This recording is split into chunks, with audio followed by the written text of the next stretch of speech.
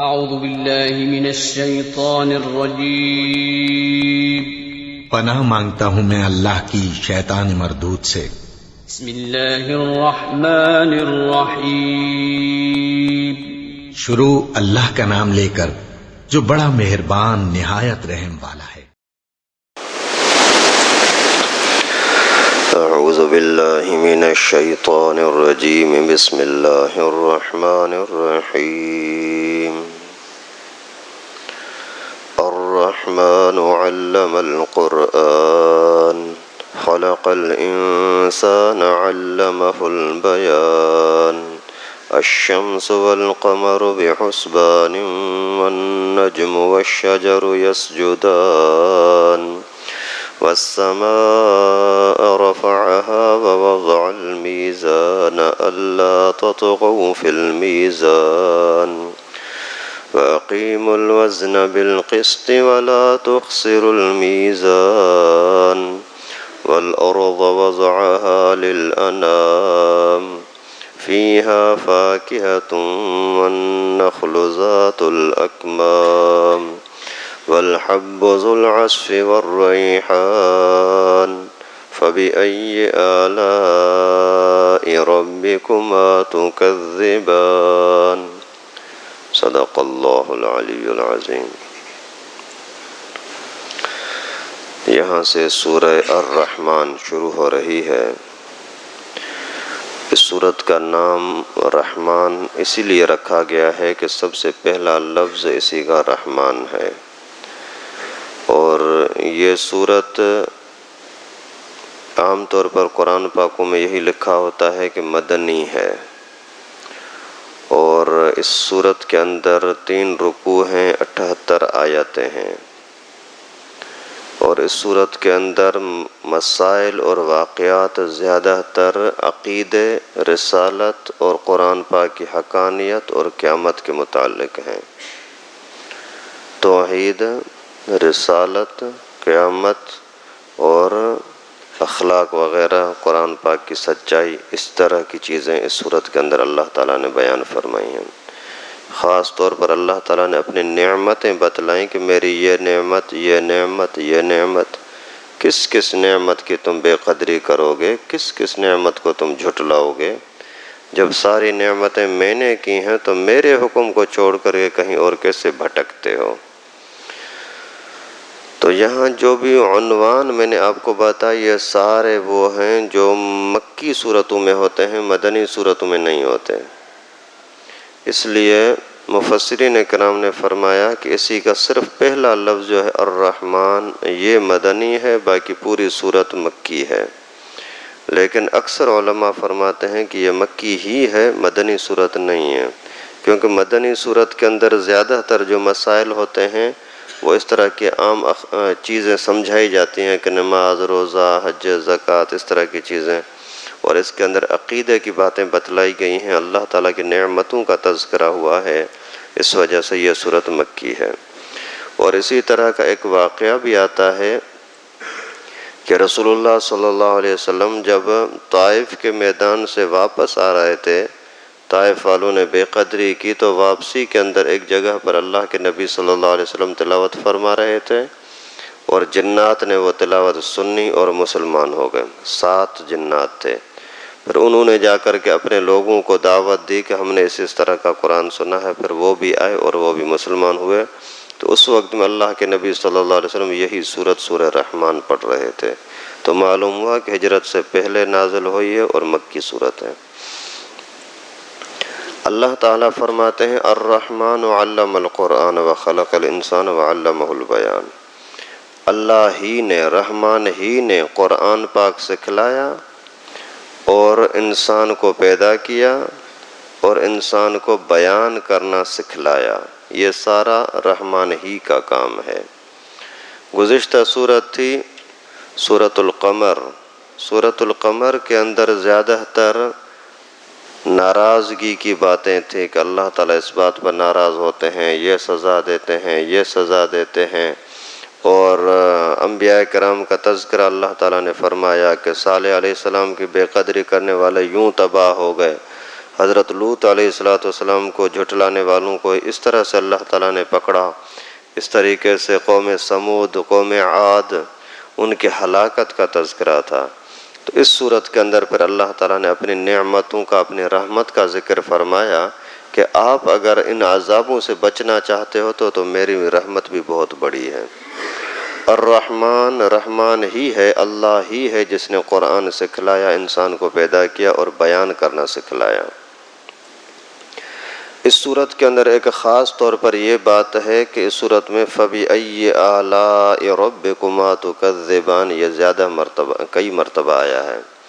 مقصد اس کا یہ ہے کہ ایک حدیث شریف میں آتا ہے کہ ہر چیز کے اندر اللہ تعالیٰ کوئی نہ کوئی ایک حسن رکھتے ہیں، اور قرآن پاک کا حسن سورہ رحمان ہے۔ اور اسی فَبِأَيِّ ایک دو آیتوں کے بعد پھر فَبِأَيِّ آلَاءِ رَبِّكُمَا تُكَذِّبَانِ یہ پڑھنے کے اندر اتنا مزیدار ہوتا ہے، اتنا یعنی سننے والے کو اپنی طرف کھینچتی ہیں یہ آیتیں کہ پتھر دل آدمی بھی نرم ہو جاتا ہے۔ اللہ تعالیٰ رحمان ہے، یعنی اسی رحم ہی کی وجہ سے اللہ نے قرآن پاک عطا کیا۔ جس قرآن پاک کے ذریعے سے آدمی آخرت کو پہچان لیتا ہے، دنیا کو سمجھ لیتا ہے، تو یہ اللہ کا بہت بڑا رحم ہے۔ اللہ ہی ہے جس نے اپنے رحمت اور رحم کرم سے انسان کو پیدا کیا، اور انسان کو پیدا کرنے کے ساتھ ساتھ پوری دنیا کا اس کو مالک بنایا۔ زمین میں یہ اپنی حکومت چلاتا ہے، درختوں میں اپنی مرضی چلاتا ہے، اور جانوروں کے اندر اپنی مرضی چلاتا ہے، زمین وغیرہ سے نکلنے والا اناج اس کے اندر اپنی مرضی چلاتا ہے۔ تو یہ اللہ کا احسان۔ علمہ البیان، اور ان سب سے بڑھ کر یہ بھی اللہ کا انعام ہے کہ اللہ تعالیٰ نے بات کرنے کی طاقت عطا فرمائی۔ حالانکہ اسی دنیا کے اندر کتنی ساری اللہ تعالیٰ کی مخلوق ہے، یہ جانور ہیں، یہ بھی تو اللہ کی مخلوق ہیں، زبان تو ان کو بھی ہے لیکن وہ نہیں بول سکتے اور انسان بول لیتا ہے۔ معصوم بچہ ہے، بولتا ہے ابو پانی چاہیے، امی کھانا چاہیے۔ ابھی اور جانور جو ہیں ان کو اگر بھوک لگے گی، پیاس لگے گی، ادھر ادھر گھومتے پھریں گے، خود ڈھونڈتے پھریں گے، لیکن ان کے اندر زبان نہیں ہے کہ وہ شکایت کر سکیں مجھے پیٹ میں درد ہے یا دانت میں درد ہے یا کیا ہے، میرا علاج کرایا جائے، نہیں۔ اور اللہ رب العالمین نے یہ چیز انسان کو عطا کی کہ جو دل میں خیال آیا وہی دوسروں کو بتا سکتا ہے۔ اگر اللہ تعالیٰ نے یہ بیان کی علم یعنی بولنے کی صلاحیت نہ دی ہوتی تو ہم قرآن پاک ایک دوسرے کو کیسے سناتے؟ ہم اللہ تعالیٰ کی حدیثیں، پیغمبر کریم صلی اللہ علیہ وسلم کی حدیثیں، اللہ تعالیٰ کی نعمتوں کا تذکرہ کیسے کر سکتے؟ آگے اللہ تعالیٰ نے فرمایا الشمس والقمر بحسبان، سورج چاند بھی اللہ ہی کی طرف سے ایک حساب کے ساتھ چل رہے ہیں۔ والنجم والشجر یسجدان، اور چھوٹے پودے اور بڑے درخت یہ بھی اللہ تعالیٰ کے سامنے سجدہ کر رہے ہیں۔ والسماء رفعها ووضع المیزان، آسمان کو بھی اللہ ہی نے اپنی جگہ پر، والسماء رفعها ووضع المیزان، آسمان کو بلند کرنے والا بھی اللہ، اور میزان اور ترازو کا حکم دینے والا، مقرر کرنے والا بھی اللہ۔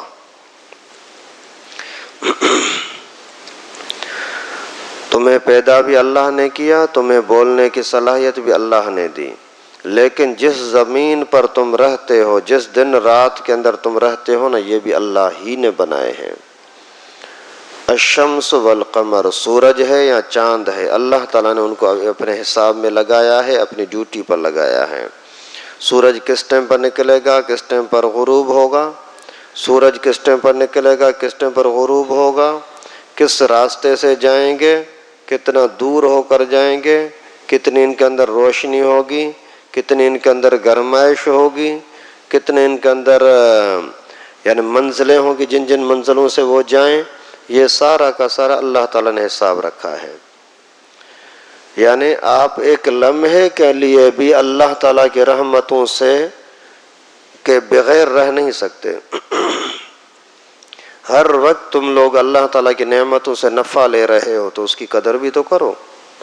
ان نعمتوں کی قدر کرو، اس اللہ تعالیٰ کا شکر کرو۔ یہ جو موسم تبدیل ہوتی ہیں، کبھی سردی ہے کبھی گرمی، کبھی بہار ہے کبھی خزاں، یہ سارا ان سورج اور چاند کے نظام کی وجہ سے۔ سورج اگر سامنے سے ہو کر گزرتا ہے تو بہت سخت گرمی ہوتی ہے، روشنی بہت تیز ہوتی ہے، لیکن جب وہ پھر سائڈ سے ہو کر کے جاتا ہے تو دن چھوٹے ہو جاتے ہیں۔ کبھی دیکھو تو یہی دن بہت بڑا گرمی کے موسم میں، کبھی یہی دن بہت چھوٹا ہو جاتا ہے سردی کے موسم میں۔ یہ اللہ تعالیٰ نے ان کی منزلیں مقرر کی ہیں، ان کا راستے تبدیل کر دیے ہیں۔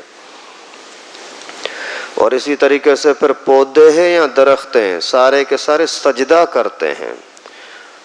نجم ان درختوں کو بولتے ہیں جو بالکل چھوٹے چھوٹے پودے ہوں، یا پھر زمین کے اوپر بچھنے والی چیزیں ہوں، جیسے یہ بیلیں وغیرہ ہوتی ہیں، اور اس طرح کے جیسے چھوٹی چھوٹی بھینڈی ہے، آلو ہے، یہ ٹماٹر ہے، مرچی ہیں، اس طرح کے چھوٹے چھوٹے جو پودے ہوتے ہیں، بڑے خوبصورت تو لگتے ہیں، زمین کو ہریالا کر دیتے ہیں، لیکن بڑے ان کے درخت نہیں بنتے کھجور اور آم وغیرہ کی طرح۔ اس طرح چھوٹی چیزیں ہیں یا بڑی چیزیں ساری اللہ نے پیدا فرمائی ہیں، اور یہ سجدہ کرتی ہیں۔ مقصد یہ ہے کہ اللہ کے حکم کی تابع داری کرتی ہیں۔ سجدے کا مقصد یہ ہوتا ہے کہ عاجزی کے ساتھ اپنے آپ کو جھکا دینا۔ تو یہ ساری چیزیں بھی اللہ تعالیٰ کے سامنے عاجزی کرنے والی ہیں۔ جیسے ہی آپ نے ان کے اندر کوئی بیج وغیرہ ڈالا، کوئی کسی طرح کا زمین میں بیج ڈالا، تو وہ آپ کو نفع دیتی رہیں گی۔ جس ڈیوٹی کے لیے اللہ نے ان کو مقرر کیا ہے وہ پورا کام کرتی رہتے ہیں۔ اور آسمان کو بلند کرنے والا بھی اللہ، تو میزان اور ترازو کو مقرر کرنے والا بھی اللہ، اور حکم دیا کہ اللہ تطغوا فی المیزان، ترازو کے اندر کوئی بھی زیادتی نہ کرو، وَأَقِیمُوا الْوَزْنَ بِالْقِسْطِ وَلَا تُخْسِرُوا الْمِیزَانَ، اور وزن انصاف کے ساتھ کرو، کمی نہ کرو ترازو کے اندر۔ یہ اللہ تعالیٰ کا حکم ہے۔ یہاں علماء نے لکھا ہے کہ اللہ تعالیٰ نے ترازو کو آسمان کے ساتھ رکھا ہے۔ وَالسَّمَاءَ رَفَعَهَا، آسمان کو اللہ تعالیٰ نے بلند کیا، وَوَضَعَ الْمِیزَانَ، اور ترازو کا حکم دیا۔ مقصد یہ ہے کہ ترازو قیامت کا ہو، عمل نامہ تولنے کا، یا دنیا کے اندر ترازو ہو، یہ اہم ترین چیز ہے۔ دنیا کے اندر جب تک ترازو کے اندر دھوکہ نہیں ہوگا، یعنی انصاف ہوگا، تب تک آسمان کھڑا رہے گا، آسمان قائم دائم رہے گا۔ جب انہوں لوگوں نے ترازو کے اندر دھوکہ کیا تو پھر آسمان بھی تباہ ہو جائے گا، دنیا بھی تباہ ہو جائے گی، اور قیامت واقع ہو جائے گی۔ اور جیسے آسمان عظیم ترین چیز ہے، تو قیامت کے دن حساب کتاب کا ٹائم اور حساب کتاب کے وقت لوگوں کا پیش ہونا، یہ بھی بہت ہی خطرناک ترین ٹائم ہوگا۔ تو اس وجہ سے اللہ تعالیٰ فرماتے ہیں ترازو کے اندر کمی کوتاہی مت کرو۔ ترازو کیا ہے؟ اگر کوئی بھی آٹا وغیرہ تولتے ہو تو یہ بھی ترازو ہے، اور اسی طریقے سے اگر زمین وغیرہ ناپ کر دیتے ہو تو اس کے اندر بھی ترازو کے ساتھ، یعنی انصاف کے ساتھ کام کرو۔ ترازو سے مراد ہے انصاف۔ اگر کوئی چیز بیچنی ہے، لیٹر ہے تو لیٹر بولو، یہ نہ کہ کلو بولو، کیونکہ کلو اور لیٹر میں فرق ہے۔ گز ہے تو گز بولو، میٹر نہ بولو۔ میٹر بولا ہے تو پھر پورا میٹر دو، گز کر کے، اور دھوکہ نہ کرو۔ اسی طریقے سے اگر 5 کلو ہے تو 5 کلو ہی بولو، 6 کلو کر کے نہیں، 4 کلو کر کے نہیں۔ یہ بہت بڑا دھوکہ ہے، اور ترازو کے اندر دھوکہ کرنا اپنی معیشت کو، اپنے کاروبار کو تباہ کرنا اور اللہ کو ناراض کرنا ہے۔ جو 2 نمبر چیز ہے بولو 2 نمبر ہے، اور جو صاف ستھری چیز 1 نمبر ہے اس کو بولو کہ بھائی 1 نمبر چیز ہے۔ اور اسی طریقے سے ہر چیز کے اندر ترازو، یعنی انصاف۔ اولاد ہے ان کے ساتھ بھی انصاف کرو، برتاؤ کے اندر بھی انصاف کرو۔ ماں باپ کا کیا ادب احترام ہے، دوستوں کا کیا احترام ہے، بیوی کے ساتھ کیا برتاؤ ہونا چاہیے، 2 بیٹوں کے ساتھ کس طریقے سے آپ چلو، ہر چیز کے اندر انصاف کرنا، اسی کا اللہ رب العالمین نے حکم نازل فرمایا ہے۔ اور جو بندہ بھی ان کے اندر تو دھوکہ کرتا ہے، اللہ تعالیٰ اسی کو دنیا میں ہی ذلیل کر دیتے ہیں۔ آگے پھر اللہ تعالیٰ نے فرمایا وَالْأَرْضَ وَضَعَهَا لِلْأَنَامِ، زمین کو میں نے لوگوں کے لیے بنایا، فِيهَا فَاكِهَةٌ وَالنَّخْلُ ذَاتُ الْأَكْمَامِ، اسی کے اندر پھل بھی ہیں اور کھجور بھی ہے پردوں کے اندر چھپی ہوئی، وَالْحَبُّ ذُو الْعَصْفِ وَالرَّيْحَانِ، اور اناج بھی ہے جو خوشوں کے اندر، گھاس کے اندر چھپا ہوا، والریحان، اور خوشبودار پھل بھی دیے ہیں۔ فَبِأَيِّ آلَاءِ رَبِّكُمَا تُكَذِّبَانِ، پھر آپ اپنے رب کی کس نعمت کو جھٹلاؤ گے اے انسانوں اور جنوں۔ زمین اس میں جتنے بھی آپ نفع لیتے ہو وہ اللہ ہی کے نے آپ کو لیے زمین عطا کی ہے۔ پھل فروٹ ہیں، کھجور ہے، اس کے علاوہ کوئی اناج ہے، اناج کے اوپر چڑھا ہوا گھاس ہے، تمہارے فائدے کے لیے اناج، تمہارے جانوروں کے لیے گھاس، اور اسی طرح سے پھر خوشبودار پھل، خوشبودار پودے، یہ سارے اللہ کا انعام اور اللہ کی نعمتیں ہیں۔ جب اتنا کچھ اللہ تعالیٰ دیتے ہیں تو پھر آپ اپنے رب کی کس کس نعمت کو جھٹلاؤ گے؟ یعنی جب جھٹلا نہیں سکتے، مجبور ہو، تو کم از کم شکر تو کرو۔ اللہ تعالیٰ سے دعا ہے کہ ہم سب کو اپنی دی ہوئی نعمتوں کی قدر کرنے کی، شکر کرنے کی توفیق نصیب فرمائے۔